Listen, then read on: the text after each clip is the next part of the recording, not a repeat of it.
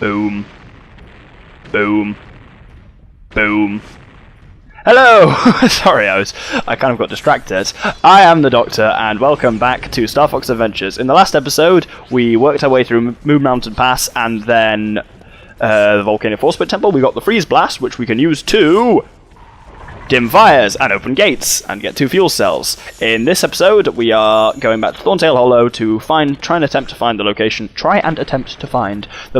of the next Spellstone Gatekeeper and thus the way to the next Spellstone Land, which will be awesome. We'll just have to make our way out through the lock, which we have just done. Yay us! I am talking really weirdly like this that I do when I'm thinking, but I'm not currently thinking. I'm never currently thinking, really. Oh, I was scared they were going to move, because if you don't do it quick enough, they go wee and move like that. Anyway, I'm back in Moon Mountain Pass now. That was nice and straightforward. Or was it? I thought the cutscene loaded quicker. Or was it? There we go.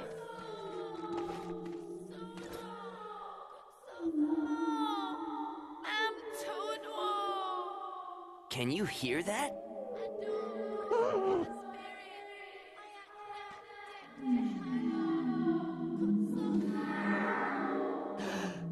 A Krazoa! Do you wish to accept our test? What is it talking about? What test?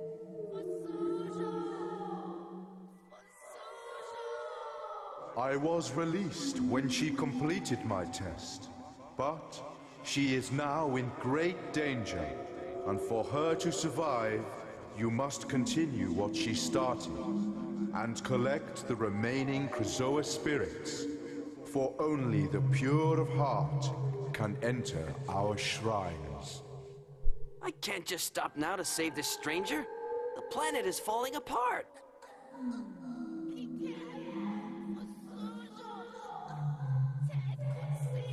She sounds like she's in big trouble, Fox. Find the remaining 5 Krazoa shrines.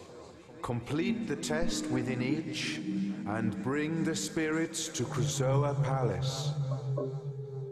The warp stone can get you there. When all spirits are returned, she will be saved. She is depending on you for her life.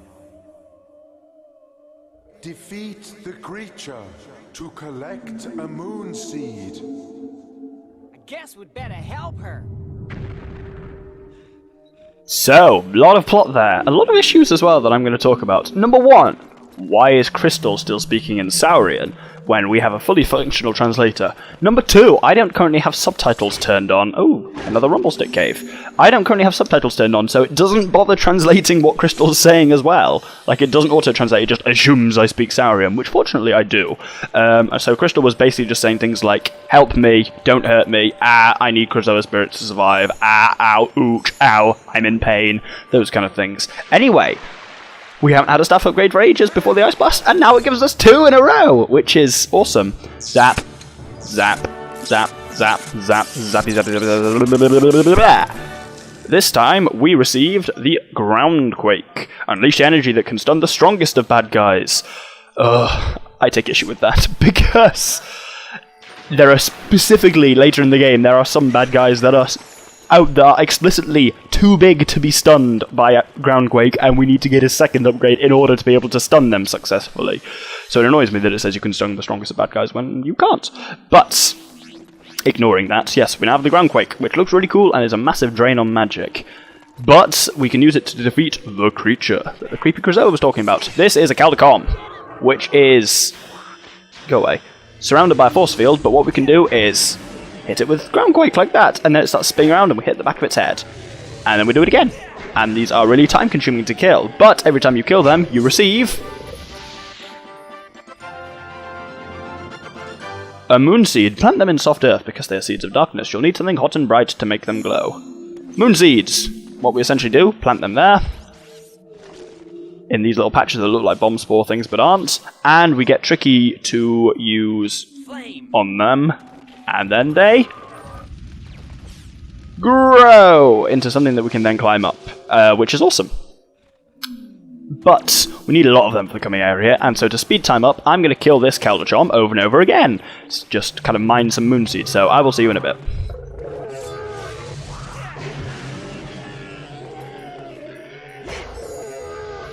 Right, we have now gathered 7 moonseeds, which is the maximum amount we can hold. That's the only Keldachom in the area that respawns. Otherwise, like each one, there's a certain set number of moonseeds you need up ahead. It's around 7, and every time they give you a different Keldachom, and they just take ages to kill. So I was just kind of speeding things up a bit there. So let's plant a moonseed here. We'll be doing this a lot. You'll pretty much notice that for the remainder of this episode. It's just going to be plant moonseed, flame, explore somewhere, continue, etc. Boosh! The other thing that scene kind of brought up was, firstly, no one's ever mentioned, and I'm still not entirely sure on this myself, why Crystal is trapped there. I think it's because Scales, or whoever that green thing was, I assume that was Scales, threw her into the path of the... What's even through here? Threw her into the path... Oh, a Bamfordad. Threw her into the path of the Krazoa beam, and then she got trapped in a crystal somehow. That was always strange anyway. But yeah, the actual Krazoa spirit, like the one that speaks to us, he sounds to me exactly like... Did anyone ever watch Courage the Cowardly Dog? If you didn't, you'll have no clue what I'm talking about, but if you did, you will know exactly what I'm talking about when I say that he partly looks and very much sounds like King Ramesses from Courage the Cowardly Dog. Like, just the way he looks and talks, and when he's going, return to Krazoa Palace, it's just, return the slab, all over again. If you've never seen it, just YouTube, King Ramesses, return the slab. It's, well, firstly, it's one of the hands-down most disturbing things I've ever seen in a children's show ever. Courage the Cowardly Dog was like that. But also, what the fuck is through here? Bomb Sport Patch, what the hell? This isn't where I meant to be. This isn't where I parked my car. Oh no, it is where I parked my car. It is where I'm supposed to park my car. I just forgot what I'm doing for a moment, haven't I? How unlike me. Doctor forgetting what he's doing during an LP. Well, here's another Bamfordad. They do give us a lot of Bamfordads for what is a relatively easy game. Apart from... That's how this game kind of goes. Like, it's not an inherently difficult game. Hello, Keldachom. It's not an inherently difficult game. There are just buggerly parts of it. As a whole, it's a relatively straightforward game that, as long as you know what you're doing, is easy and simple. But if you don't, oh my god, this game can just bugger you backwards. There are a couple of bits, we've had one of them, like that the barrel run bit in Dark Ice Mines can cause a lot of problems for a lot of people. And we've got a couple more to come. Oh, yeah, we got more to come.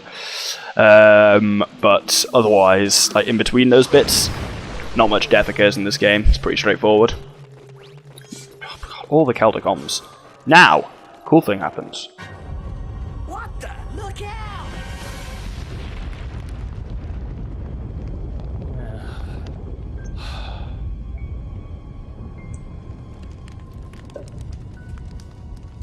Because Moon Mountain Pass wasn't creepy enough already now, it's introduced these things. They're called fire crawlers.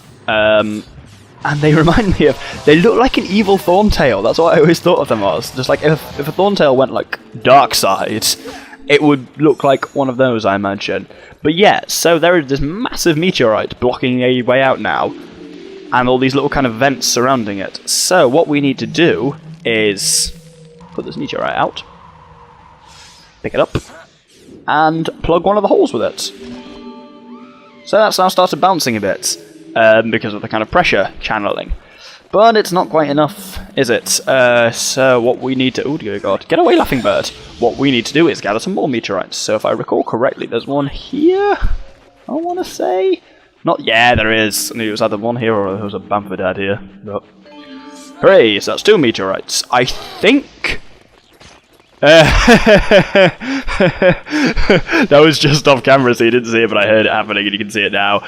That Grubtub is now just going to be stuck being stunned. Oh, okay, it's not. Sometimes they get stuck being stunned forever. No, it does have to go in specific holes. Oh, nope. Oh, God, it explodes! Fuck me, I didn't know that. Yeah, sometimes the Grubtub funguses can get stuck being stunned by geezers, like, forever. Go away, Laughing Bird. Did he just explode my meteorite? I didn't even know these meteorites could explode, and now I've exploded 2 within, like, a minute of each other. So I can't actually remember the pattern for where you had to put these in, so I'm just going to try every hole. That works, okay. I think just every time I've done this, I've just happened to get the right 3 on the first try. So, that's awesome. If we go up here as well, there's some fuel cells. Fucking laughing birds are one of the most annoying enemies in this game. Another Bamfordad, good lord! They're one of the most annoying enemies in this game, not because of any kind of inherent difficulty in killing... Well, no, actually it is because of the inherent difficulty in killing them. They're not a difficult enemy as such, it's just the angle they attack you from is such a bugger that most of the time, like, you can't tell if you're in the right position to hit them or not. You kind of have to do that weird over-the-shoulder hit when they're on top of you, and you're never sure if it's going to hit them or not. Anyway, that's the third one, yep. So that's raised that high enough that we can kind of sneak under it, which would be an incredibly dangerous maneuver to do in real life. Oh, fuck off, you cheeky shite! Yeah, like running in real life under a kind of bouncing meteorite with a load of like hot gas, potentially noxious gases as well, because like users aren't known for producing happy gases. They produce things like sulfuric gases. Sulfuric gases. That doesn't even make any sense. Well, stop talking about science, Doctor. You are playing a video game. I have to remind myself every now and again. Oh, Tricky is completely out of juice, so should we... Where are you, little bastard? Come on, lick my balls. Okay, it doesn't look quite so bad from that angle, okay. Right, now what we have to do is work our way up this hill, which is what we need the remaining moon seeds for. Don't know why I bother getting that. Blue charges like, the different colours of gems charge your staff different amounts, and blue charges it, like, pretty much to the max. Charges it to the max! And I was already at full, so I don't entirely know why I did that.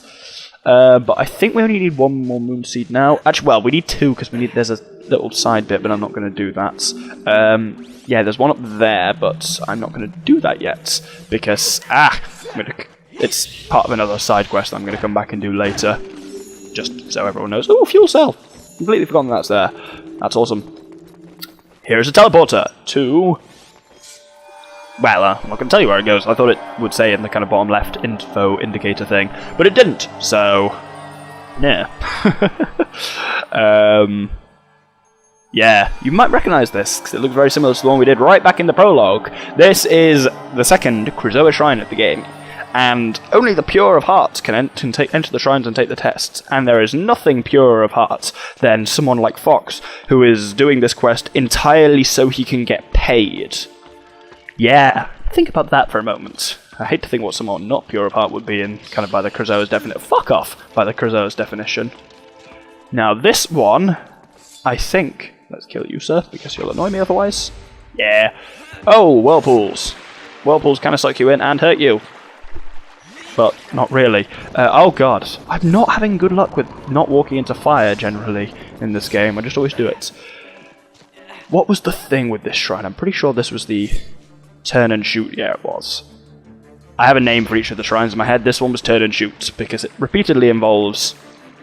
I went the wrong way, didn't I? Yep. Like, this one's thing is when you get to the end of each kind of chamber like this, turn around and shoot to something bad in the roof above you. And that'll allow you to continue. And the whole shrine pretty much progresses along the same thing. Again, like the first one, it's not very... Oh god, it's this one.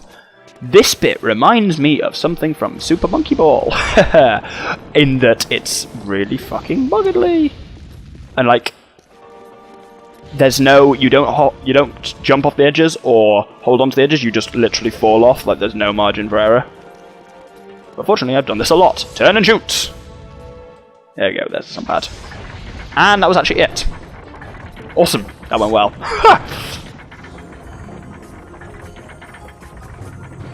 Test 2, the test of combat.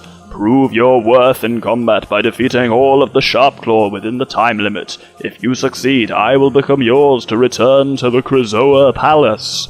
See, now you can see where that voice came from. This bit's bloody easy now that we've got Freeze Blast, though. Though we run out of magic relatively quickly. So I'm just going to try and be as efficient as I can with Freeze Blast. And, like, try and... as much as possible use it on the big ones, he says, killing... Oh no, it gives us magic now, finally. That's awesome. Smashy, smashy. But yeah, we've got 3 minutes to kill as many Sharpclaws... Kill all of the Sharpclaw, but there really aren't that many.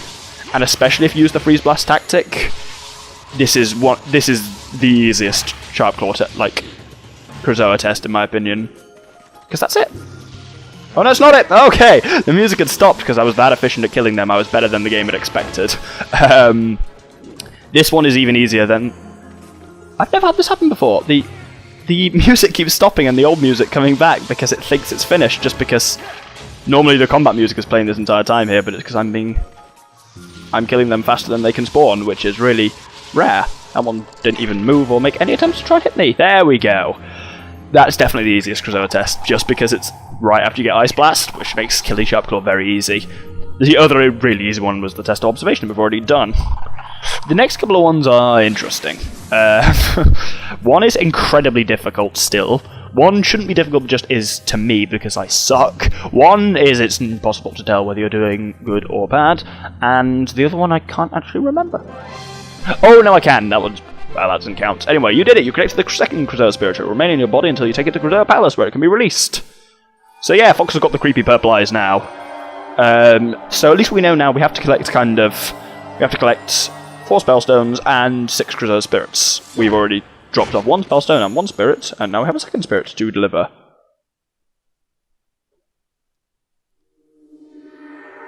You have proven yourself to be pure of heart. Bring the spirit to Krazoa Palace. I will guide you further when you get there. Yeah, remember that as well. Come to Krazoa Palace. Yeah, he says, I will guide you further when you get there. He doesn't. We literally never ever see him again in the game ever until right near the end, or any of the Krazoa that we release. So, yeah. Ah, get away, you bugger. Now this should juice me all the way up. Oh, look at that. Yeah, boy. So now we're really close to returning to Thorntail Hollow, which hopefully I'll be able to do just before the end of this... oh, fuel barrel. Not before the end of this fuel barrel, before the end of this episode. Though, doing it before the end of the fuel barrel is important, because the fuel barrel is timed for extra fun. Throw! So we have to kind of, like, use the wind lifts and guide it across those. You can, like, run with it, and oh, no Laughing Bird. No Laughing Bird! You shit, Laughing Bird! Oh, I hope you die. Oh, God, I know they died. You can just, like, run and jump with it, and it'll kind of glide in whatever direction you're jumping. But I find it easier to throw it. Though, actually, let's try the jumping tactic, then. Whip! You know, actually, that's much easier. Should have done that from the start. Anyway, yeah, you just have to... fuck off, sunshine. Ugh. Oh, this is going to take so long. Like, oh... I was worried about this. Well, I wasn't worried about this. I hadn't thought about this. I thought, okay, once I've done the Krazoa Shrine, I should be able to get just back to... just back to Thorntail Hollow before the episode starts. Episode ends. And we can happily end it at Thorntail Hollow and then go into kind of Krazoa Palace properly. Next episode. But it looks like that ain't gonna be happening unless I can seriously get... oh, yes, come on. That Laughing Bird's gonna respawn now. I know it is. I can sense it. Nope, come on.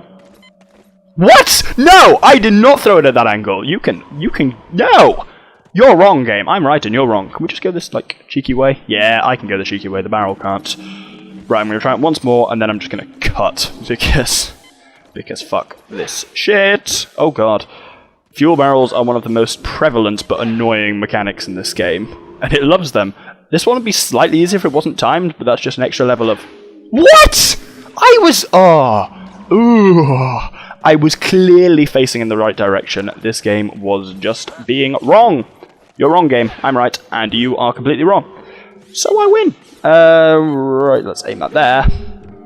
Okay, that got it. It's just these... oh, they go at weird angles sometimes. Right, I'm clearly facing forwards there. There we go! Thank you. Oh god, the Laughing Bird's back. Fucking... yeah, there we go. We're done. Run! Run! And now we are... where are we?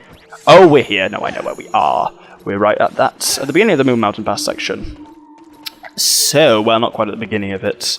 But go away. But at the beginning of the bit that we started this episode. So, there's nothing really more to show, so... because now we're just... oh god, we've got to climb down this really slowly. But, yeah, so next episode I'll see you back at... Dark Ice Mines, I was going to say, good lord. Thought, ooh, a fuel cell. I will see you back at Thorntail Hollow at the beginning of the next episode, where we can then talk to the Warpstone, hopefully, and go on to Krazoa Palace.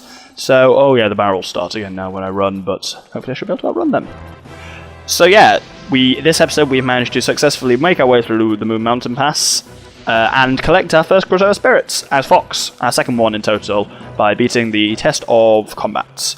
So, in the next episode, as I said, we'll be attempting to return it to Krazoa Palace, and as Tricky mentioned earlier, as the Warpstone mentioned all the way back in episode 1, the Warpstone is able to get us to Krazoa Palace. Now we have collected a Krazoa Spirits. He told us that before we knew we were going to be... Oh! I was too busy doing an outro. It was a very long outro as well. Where the hell am I? Okay, right, we're back here. Right, before I make any more of a fool of myself, thank you very much for watching. I've been the Doctor with the Infamous Gentleman, and this has been Star Fox Adventures. Thank you very much, and good day.